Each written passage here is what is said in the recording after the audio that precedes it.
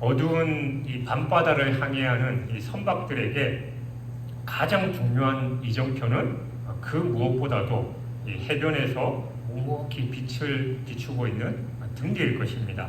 등대는 큰 소리로 여기 있으니까 이리 오십시오 라고 하든지 아니면 폭죽과 같은 큰 빛을 발해서 그들을 유도하지 않습니다. 그냥 그 자리를 그대로 지키면서 변함없이 그리고 꾸준히 자신의 빛을 비출 뿐입니다. 그 존재 자체로 그리고 그 빛 자체로 배들에게 선박들에게 안전한 길을 알려주는 생명의 메시지가 되는 것입니다. 등대는 자신의 빛으로 말합니다. 그러니까 오늘 우리가 나눌 말씀의 핵심이 바로 이것입니다. 우리의 삶이 그리고 우리의 존재가 이 어두운 세상 속에서 길 잃고 방황하는 영혼들에게 소리 없이 방향을 알려주는 생명의 등대가 되어야 합니다. 말보다 더 큰 울림을 주는 게 바로 삶이지요. 어제도 뉴스에 보니까 어떤 70대인지 뭐 어르신이 그 급류에 발이 땅에 끼어가지고 꼼짝 못하고 있는 그런 상황 속에서 몇몇 사람들이 자신의 발, 손을 다 다쳐가면서 그 어르신을 구출한 장면이 뉴스에 나오던데, 그러니까 우리가 100마디 말을 하는 것보다 우리의 작은 행동들, 우리의 섬김이 그 사람들에게 귀한 메시지가 된다라는 거예요. 사람들은 우리의 말을 듣기 전에 우리의 삶을 바라봅니다. 그러니까 우리의 삶이 곧 세상 사람들이 보는, 읽는 첫 번째 복음서와 같은 것입니다. 오늘 본문은 사도 바울이 로마의 감옥에서 빌립보 교회 성도들에게 보내는 그 편지의 일부분이에요. 그는 예수 그리스도의 위대한 겸손과 순종을 오늘 본문 앞에 빌립보서 2장 5절부터 11절까지 쭉 말한 뒤에 그 그리스도를 마음에 모신 우리 성도들이 어떻게 이 세상 속에서 작은 예수로 그리고 세상의 빛으로 살아가야 하는지를 구체적으로 권면하고 있습니다. 오늘 말씀을 통해서 우리의 일상이 어떻게 복음을 증거하는 능력을 증거하는, 복음의 능력을 증거하는 이 살아있는 메시지가 될 수 있는지 우리가 함께 깨닫고 우리의 삶을 하나님이 기뻐하시는 거룩한 예배로 드리는 결단을 하는 이런 시간이 되시길 주님의 이름으로 축원합니다. 사도 바울은 먼저 우리 삶의 가장 근본적인 자세에 대해서 말하고 있어요. 1절, 2절인데 그러므로 나의 사랑하는 자들아 너희가 나 있을 때뿐 아니라 더욱 지금 나 없을 때에도 항상 복종하여 두렵고 떨림으로 너희 구원을 이루라. 그러니까 여기서 가장 중요한 단어가 바로 구원을 이루라라는 말씀입니다. 그러니까 원어를 보면 이루라, 이 카테르 가조마이라는 헬라어는 일을 완성하다 그리고 끝까지 수행하다라는 뜻입니다. 그러니까 이것은 우리가 구원을 얻기 위해서 무언가 행위를 해야 된다라는 뜻은 결코 아닙니다. 그러니까 구원은 오직 하나님의 은혜로 그리고 예수 그리스도를 믿음으로 받는 선물이에요. 내 의지와 내 노력과는 전혀 상관없는 겁니다. 여기서 구원을 이루다라는 건 이미 선물로 받은 구원이 우리의 이 삶 속에서 구체적으로 드러나고 열매 맺고 완성되도록 힘쓰라라는 그런 의미입니다. 그러니까 마치 우리가 어떤 씨앗을 선물로 받았다면 그 씨앗이 잘 자라서 탐스러운 열매를 맺도록 물을 계속해서 주고 또 햇빛도 쐬주고 가꾸어 주는 그런 행위와도 같은 것입니다. 그런데 그 자세가 어떠해야 하느냐? 두렵고 떨림으로. 그러니까 이것은 하나님께 벌 받을까봐 무서워서 하는 그런 공포가 아니에요. 흔히 이제 그리스도인들 중에서 신앙생활을 하면서 하나님을 공의의 하나님, 정의의 하나님, 그런 하나님의 속성 중에 하나니까 그런 하나님으로만 알고 내가 죄짓고 잘못하면 천벌 받는 거 아닌가.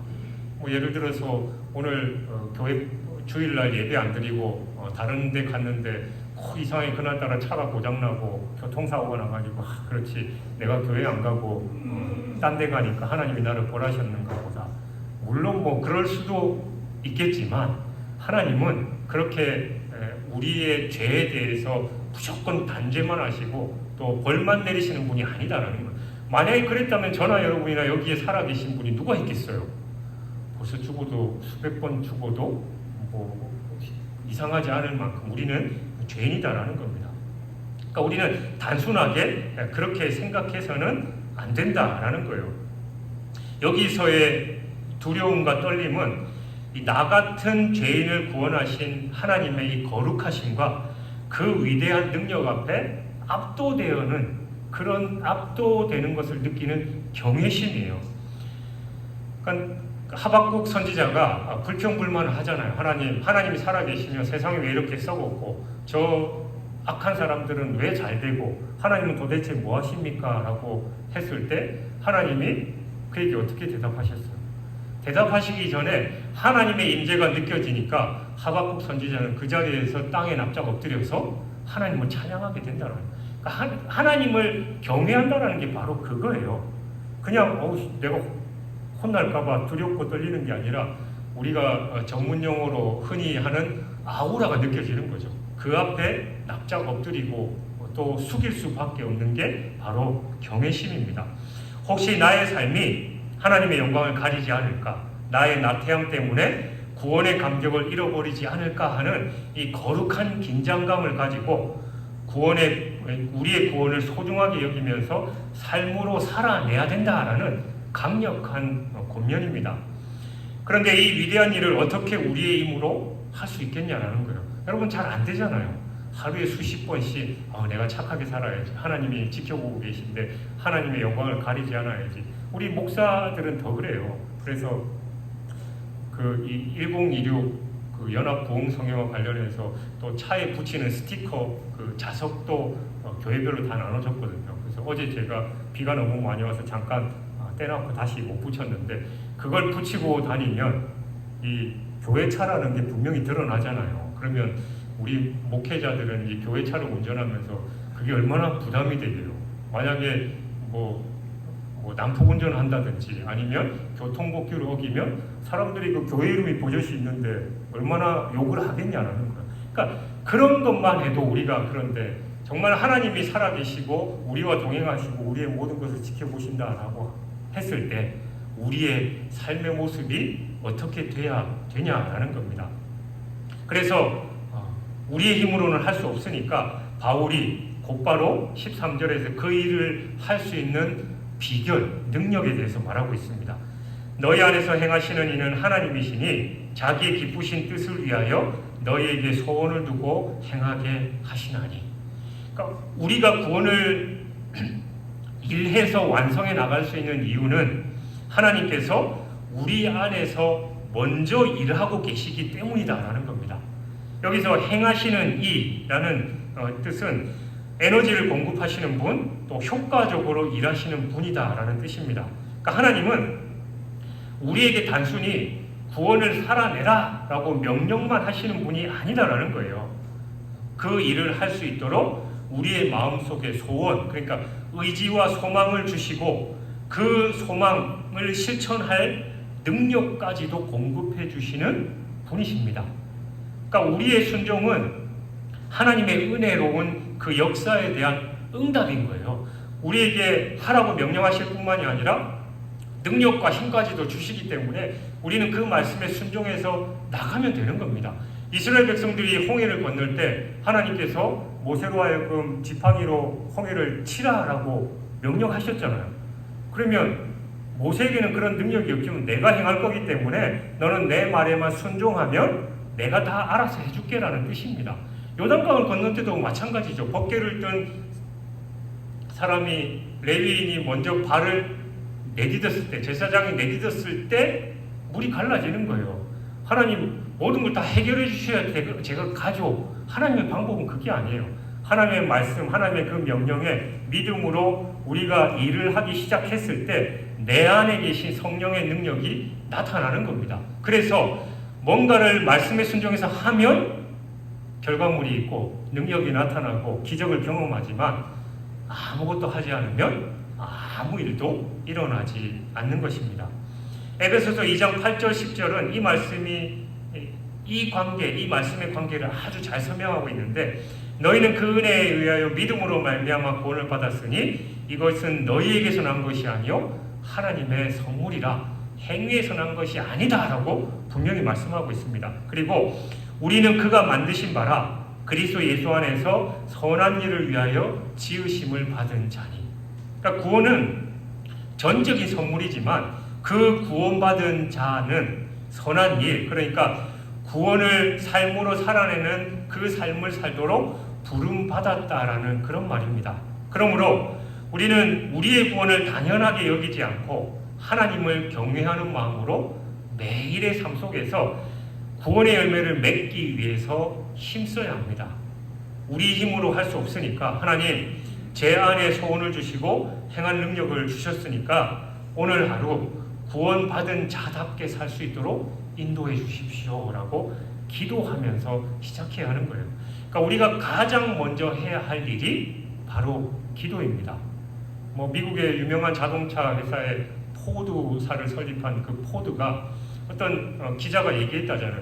당신이 지금까지 한 일 중에 당신의 손으로 한 일 중에 가장 위대한 일이 뭡니까? 라고 물어봤을 때 당연히 그 기자는 제가 자동차를 만들어가지고 지금까지 이렇게 우리 회사 자동차가 전 세계로 굴러다니고 있게 한 일입니다 라고 할 줄 알았는데 그가 의외로 제가 이 손으로 한 가장 위대한 일은 바로 아침에 침상에서 일어나서 하나님께 기도한 일입니다 라고 했다라는 거예요.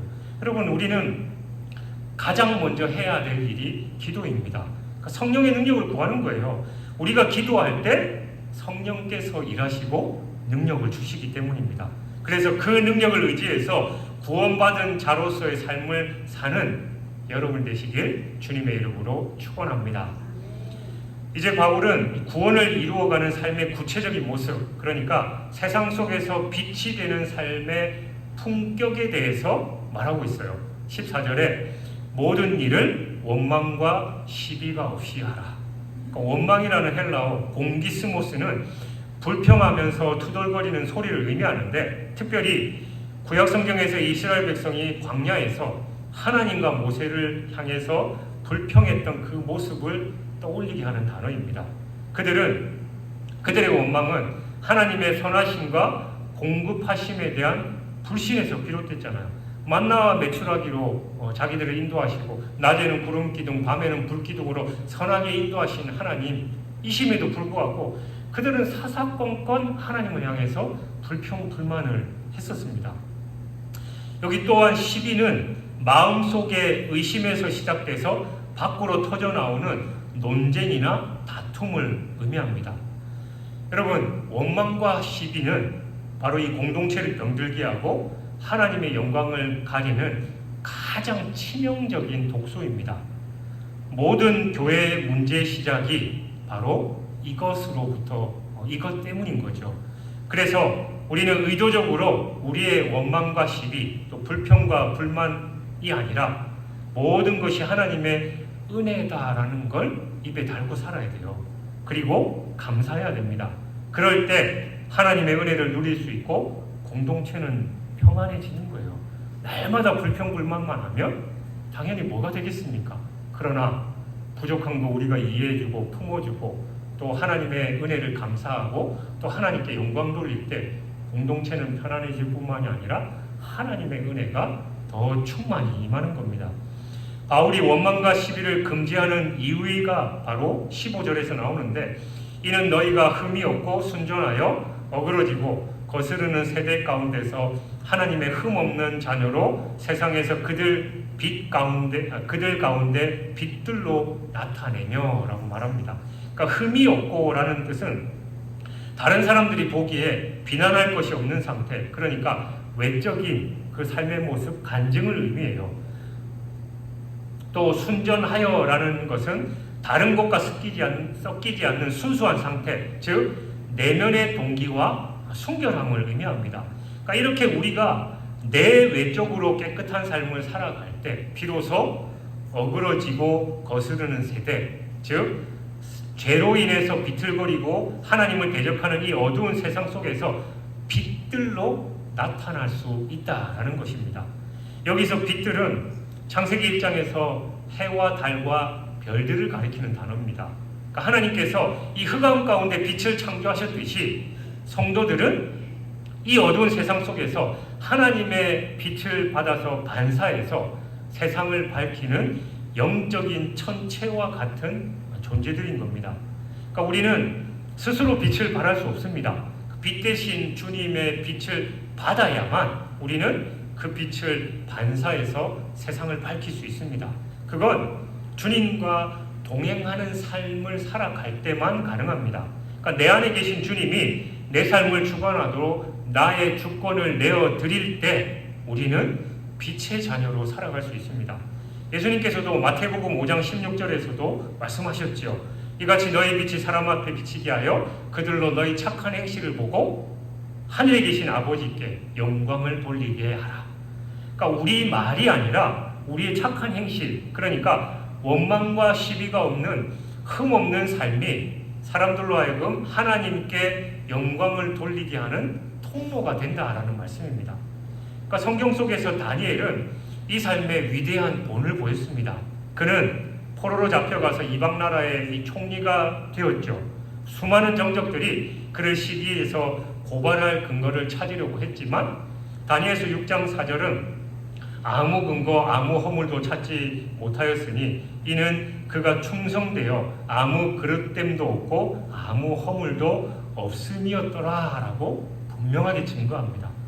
그의 흠없는 삶 자체가 이방의 왕과 또 온 나라 앞에서 하나님의 살아계심을 증거하는 강력한 메시지였습니다. 그 비결은 항상 기도의 자리에서 하나님과 교제한 것 때문이에요. 그는 매일 하루에 3번씩 하나님과 깊이 교제하면서 하나님의 능력을 더입혔고 또 자신을 돌아보면서 자신의 뜻을 죽이고 하나님의 뜻에 순종했기 때문에 그 삶을 살아갈 수 있었던 겁니다. 다니엘이 우리랑 다른 존재, 또 어마어마한 그런 사람이라서가 아니라 그도 우리와 똑같은 연약한 존재였지만 날마다 말씀 안에서 또 기도의 자리에서 하나님과 교통했기 때문에 그런 삶을 살아갈 수 있었던 거예요. 다니엘은 그 어떤 상황 속에서도 기도의 자리를 지켜냈습니다. 심지어 흔히 말해서 목에 칼이 들어오는 그런 상황 속에서도 기도의 자리를 지켜냈습니다.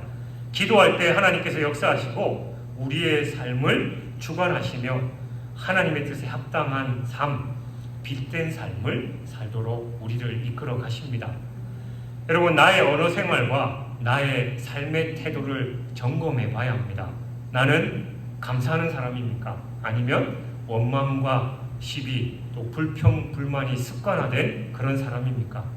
공동체 안에서 평화를 만들기보다 시비와 다툼을 일으키는 그런 사람입니까? 꼭 사람들이 왜 나한테만 그래? 라는 그런 사람들 있어요. 그건 딱 두 종류더라고요. 흔히 전문용어로 호구로 생각하면서 만만해서 그 사람을 괴롭히고 그냥 시시비비 또 사사건건 그런 사람이 있는 반면에 진짜 자기가 문제 덩어리인데 자기가 가면 어디를 가든지 문제가 일으키고 또 분란이 일어나는데 자기만 모르는 거예요. 그러니까 왜 사람들은 나만 갖고 그래? 라고 하는데 자신이 그러니까 그런 거예요. 그러니까 우리의 삶이 어떠냐라는 겁니다. 공동체 안에서 내가 그 공동체 속에 들어가면 사람들의 평안이 되고 또 불평불만이 있는 그 자리가 오히려 감사의 자리로 변하는지 아니면 감사와 은혜와 평안한 그 공동체가 내가 들어가면 불평불만이 많아지고 또 시비와 원망이 많아지는지 나 자신을 늘 돌아봐야 합니다. 그래서 우리 이번 한 주가 내 입에서 불평불만이 나타날 때 우리는 그 언어를 감사로 바꾸고 시비와 원망이 나타날 때 모든 것이 하나님의 은혜입니다라는 그런 고백을 하는 한 주간이 됐으면 좋겠어요. 그러면 우리의 삶이 달라질 겁니다. 감사, 은혜, 내 입에 그 단어들이 붙어 있을 때 바로 감사할 거리가 넘쳐나게 될 것이고 하나님의 은혜가 폭포수와 같이 내려줄 줄 믿습니다. 불평하고 싶은 그 순간 멈추어서 그 상황 속에서도 감사할 제목을 한 가지 이상 찾아내서 하나님께 고백해 보십시오. 모든 것이 하나님의 은혜이고 하나님께로부터 돌아온다라는 그 은혜라는 단어를 습관적으로 반복하는 여러분이 되시길 주님의 이름으로 축원합니다. 또 마지막으로 빛나는 삶이 담고 있어야 할 핵심 내용에 대해서 말하고 있는데 16절이죠. 생명의 말씀을 밝혀 나의 다름질이 헛되지 아니하고 수고도 헛되지 아니하므로 그리스도의 날에 내가 자랑할 것이 있게 하려 함이라. 그러니까 생명의 말씀을 밝혀라는 이 구절은 두 가지 의미로 해석될 수 있습니다. 첫 번째는 생명의 말씀을 굳게 붙든다라는 의미예요. 그러니까 우리가 먼저 하나님의 말씀의 생명의 말씀 위에 굳게 서야 세상을 밝히는 빛의 능력을 잃지 않을 수 있습니다. 그러니까 내 의를 드러내려고 하면 우리는 실패할 수밖에 없어요. 그래서 말씀 위에 굳게 서야 됩니다. 그래야 흔들리지 않는 겁니다. 그리고 두 번째는 생명의 말씀을 내밀어 보여준다라는 의미입니다. 그러니까 우리의 빛나는 삶을 통해서 사람들이 자연스럽게 그 빛의 근원인 생명의 말씀에 관심을 갖게 하고 그 말씀을 그들에게 제시하는 겁니다. 그러니까 올림픽 성화 봉송 주자를 한번 상상해 보십시오. 주자는 세 가지를 해야 해요. 첫 번째는 자신의 손에 들린 이 송화를 꺼뜨리지 않도록 잘 굳게 붙들고 뛰어가야 됩니다. 그리고 두 번째, 그 불꽃을 높이 들어서 모든 사람이 볼 수 있도록 해야 된다는 거예요. 그 송화주자 봉송하는 사람들이 그걸 밑으로 질질 끌고 가는 사람 아무도 못 봤죠. 이렇게 높이 들고 가야 하는 겁니다. 그리고 세 번째, 다음 주자에게 잘 전달해야 합니다. 우리 성도들의 삶도 이와 마찬가지예요. 우리는 먼저 이 생명의 말씀인 복음을 우리가 먼저 굳게 붙들어야 돼요. 동시에 우리의 삶을 통해서 그 말씀을 세상에 환히 비추어 보여줘야 됩니다. 그리고 이 복음을 다른 사람들에게 잘 전해야 하는 겁니다. 그러니까 바울은 빌립보 성도들이 이렇게 살아갈 때 자신의 모든 수고와 다름질이 헛되지 않을 것이고 그리스도께서 다시 오시는 날에 그들이 자신의 가장 큰 자랑거리가 된다라고 말씀합니다. 더 나아가서 17절부터 18절에서는 만일 자신이 그들의 믿음의 재물 위에 전제, 그러니까 부어지는 재물로 희생될지라도 기뻐하고 함께 기뻐할 것이다 라고 그렇게 말하고 있습니다. 그러니까 전제는 제사의 마지막에 재물 위에 붓는 이 포도주나 기름이에요. 그러니까 바울은 자신의 순교조차도 빌립보 성도들이 아름다운 믿음의 삶이라는 이 제사를 예배를 완성하는 그 일에 그것이 거룩한 예배의 일부다라고 여기면서 기뻐하겠다라고 말하고 있는 겁니다. 이것이 바로 자신의 삶 전체를 메시지로 드리는 사역자의 마음이에요. 여러분은 매일 성경 말씀을 굳게 붙들고 살아가고 계십니까? 말씀 묵상과 기도를 통해서 내 영혼의 빛을 밝히고 계십니까?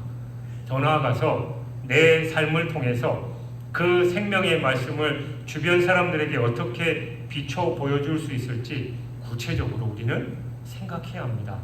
이번 한 주간 내가 붙든 말씀 한 구절의 의미를 나의 삶의 작은 순종으로 주변 사람들에게 보여주는 것을 목표로 삼아 가십시오. 묵상한 말씀이 내 삶에서 살아 역사하도록 순종으로 열매 맺는 삶이 되시기를 바랍니다. 그리고 그 진리의 복음을 다른 이에게 전하는 여러분이 되어야 됩니다. 내가 이 말씀 때문에 은혜 받았고 내 삶이 변화됐고 내가 너무 기쁜데 그런 기쁨을 넘치는 삶을 살아가면 다른 사람들이 당연히 궁금해하고 또 그 사람에게 영향력을 미치게 되죠. 그럴 때 우리가 그 말씀을 그 사람에게 전하는 겁니다. 그 사람은 우리가 전하는 그 말씀보다 우리의 삶을 먼저 보기 때문입니다.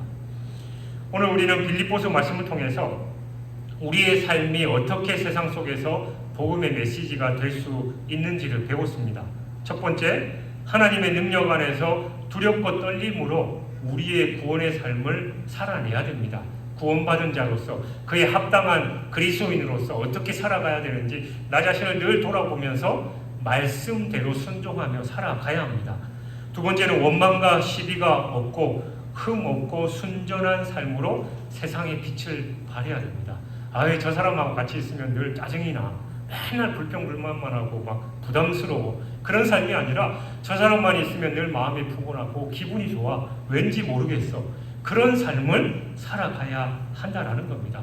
그게 바로 세상에 빛된 삶입니다. 그리고 세 번째, 생명의 말씀을 굳게 붙들고 삶으로 비추어 보여야 됩니다. 아니 저 사람은 왜 힘든 일 가운데 늘 밝게 생활할까? 그리고 늘 다른 사람들에게 좋은 말을 할까? 알고 보니까 저 사람이 하는 말이 다 성경 말씀이고 하나님의 은혜의 말씀이구나 라고, 그리고 우리의 삶으로 그들에게 비출 때 그들이 그 빛을 받고 또 은혜를 누릴 수 있다는 거예요. 이 모든 내용은 사도 바울이 로마서 1장 12장 1절 2절에서 말했던 삶의 예배와 정확하게 일치합니다. 그러므로 형제들아 내가 하나님의 모든 자비하심으로 너희를 권하노니 너희 몸이 하나님이 기뻐하시는 거룩한 산 제물로 드리라. 이는 너희가 드릴 영적 예배니라. 너희는 이 세대를 본받지 말고 오직 마음을 새롭게 함으로 변화를 받아 하나님의 선하시고 기뻐하시고 온전하신 뜻이 무엇인지 분별하도록 하라. 너희 몸을 산제물로 드리라 라는 것은 여러분이 주일에 이 예배실에서만 예배하는 것을 넘어서서 우리의 월요일부터 토요일까지 이 모든 삶의 현장에서 우리의 몸으로 또 우리의 삶 전체로 하나님을 예배하라라는 그런 의미입니다. 원망 대신 감사를 선택하는 나의 입술이 예배 도구가 되고, 시비 대신에 평안을 만드는 나의 발걸음이 거룩한 예배가 되며, 어두운 세상 속에서 정직과 또 성실함으로 빛을 발하는 나의 직장 생활이 하나님이 기뻐 받으시는 산 제물이 되는 거예요. 지난 주간에 슈퍼위크라고 하면서 장관 후보자들 청문회 하는 게 뉴스에도 나오고 실시간으로 다 방송됐는데, 여러분 멀쩡하게 생기고 또 잘하는 것 같은 그 장관 후보자들 그저 그 사람들 학벌도 좋고 집안도 좋고 돈도 많고 다 그런데 그 사람들 속된 표현으로 털어보니까 얼마나 추한 모습들이 많아요. 그러니까 우리는 다 그런 모습들입니다. 근데 우리 그리스도인들, 우리가 세상에서 그들에게 선한 영향력을 끼치지 못하는 이유가 뭐냐? 우리가 아무리 전도해도 그들이 콧방귀 끼는 이유가 뭡니까? 너나 잘해라는 거예요. 너는 그런 모습으로 살아가면서 그러니까 우리는 우리 스스로가 하나님 앞에 회개하고 또 우리의 삶이 빛된 삶이 되도록 노력해야 됩니다. 그래야 그들이 우리의 모습을 보고 그래도 너네들은 좀 다르구나 라고 우리를 통해서 하나님을 발견하게 되고 하나님께로 돌아오게 되는 거예요. 우리 진주중앙교회 공동체가 올해로 101주년을 넘어섰는데, 우리가 이 진주 지역에 우리 진주중앙교회 하면 어떤 이미지로 돼 있습니까? 다행히 감사하게도 요즘은 그래도 좀 좋은 소문이 난다라는, 제가 이제 다른 목사님들하고 이렇게 교제하다 보니까 그나마 좀 괜찮게 변화되고 있는 그런 모습이 있는 게 얼마나 감사해요. 그러니까 우리는 점점 선한 영향력을 끼쳐내야 됩니다. 그 교회 그 사람 하면 고개를 절레절레 흔드는 게 아니라 고개를 끄덕끄덕하면서 그 사람은 진국이지, 그 교회는 진짜 좋은 교회지 라는 소문이 나게 되어야 된다라는 겁니다. 사랑하는 여러분, 세상은 더 이상 화려한 말에 감동하지 않습니다. 여러분들이 아무리 전도지를 뿌리고 또 여러분들이 그들에게 좋은 말하고 예수천당 불신지옥을 외친다 한들 그 사람들은 신경 쓰지 않습니다. 성경 말씀, 진리의 말씀을 들으려고도 하지 않고 내용을 안다 할지라도 그저 지식적으로 알 뿐입니다. 세상은 우리의 진실한 삶을 보고 싶어 합니다.